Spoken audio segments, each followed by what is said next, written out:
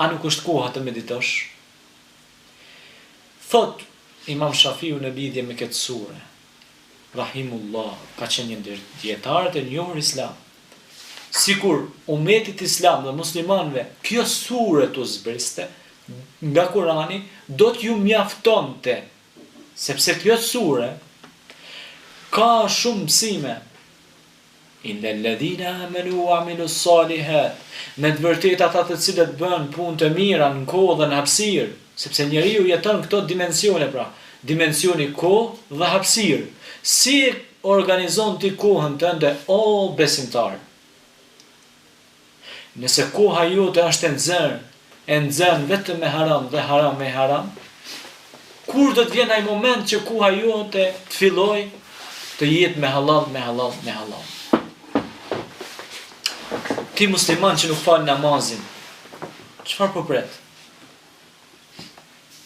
Ti musliman që nuk jep zakatin, çfarë po pret? Ti musliman që nuk agjiron Ramazanin, çfarë po pret? Ti musliman që Allahu të urdhnon dhe muezinit e thret, hayya alas salah, eja në namaz, hayya alal falah, eja në shpëtim. Ti musliman, çfarë po pret? Çfarë po pret? Po pret që të vijë koha kur Allahu ta marr shpirtin tënd dhe të zë vdekja, subhanallahu, gafil, siç përmend Allahu në Kur'an. Me të vërtetë, një humbje e madhe për njeriu.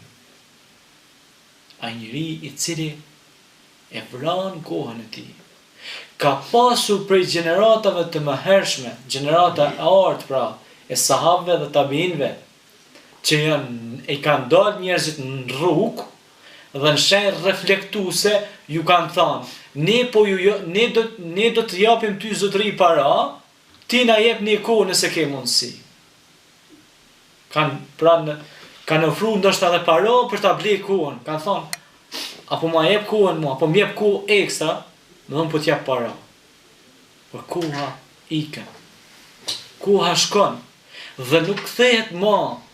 Dhe ti çdo ditë fillon të rritesh, ndoshta Allahu nuk ta mundson as ta shijosh rinin tënde. Ndoshta nuk ta mundson as ta shijosh veçlinë tënde, as pleqërinë tënde. A ke ti garancë se kur do të kthehesh tek Allahu? A mendon ndonjëherë që ajo derë apo kjo derë do të vijë një ditë që edhe ty do ta përcjellën xhenazën? Që edhe ti do ta kesh kthimin tek Allahu? A nuk po mendon? A nuk po mendon, siç thot Ibrahim Ethemi, një dietar i njohur islam, Allahu më shiroft, thot, ju po i përcjell njerëzit e vdekur, njerëzit e familjes tuaj, njerëzit e gjakut tuaj, prindrit e juaj, vëllezërit e juaj, motrat e juaja, për në varreza, dhe nuk po merrni mësim. Dhe koha po hecen, dhe ti do të pyetesh, siç thot pejgamberi alayhis salatu wassalam, kohën tënde ku kalove, rinin tënde ku e çove. Dhe në hijen e Arshit Teala, pra në hijen e Arshit Allahu Teala, është ai i ri i cili e ka lidh zemrën e tij me Islam, e ka lidh zemrën e tij me xhami, e ka lidh zemrën e tij me Allahun kudo që është.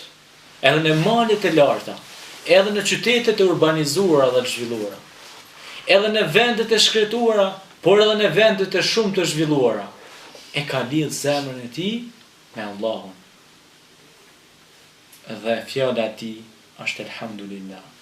Dhe veprimet e tij janë vepra amelun salihan, siç përmend Allahu në Kur'an, pra innal ladhina amanu wa amilus salihat. Pastaj thot Allahu në tjetër ajet kuranor, innal ladhina amanu wa amilus salihat ulaika hum khairul bariya. Kush kanë këta njerëz të cilët bëjnë punë të mira në dimensionin kohë dhe hapësirë? Çka kanë këta? Ata të cilët bëjnë amelun salihan, pra punë çnosha të mira, ata që kanë krijesa më e dashur e krijuesit. krijesa më e dashur e Allahu xhalla shanuhu. Thot ata Allahu i don shumë. Ata Allahu i mëshiron shumë.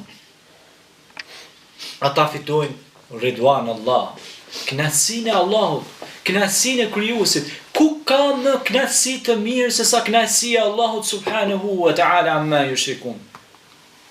Ti po don me kënaq njerëzit. Ti po don me kënaq njerëzit të cilët janë të mangët. Ti po don me kënaq krijesat dhe nuk pe kënaq krijuesin.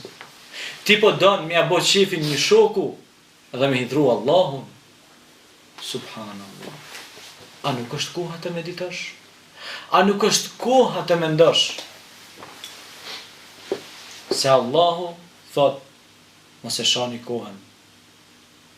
Se koha është krijesa ime. Edhe njerëzit thot, janë krijesat e mia, unë i kam krijuar.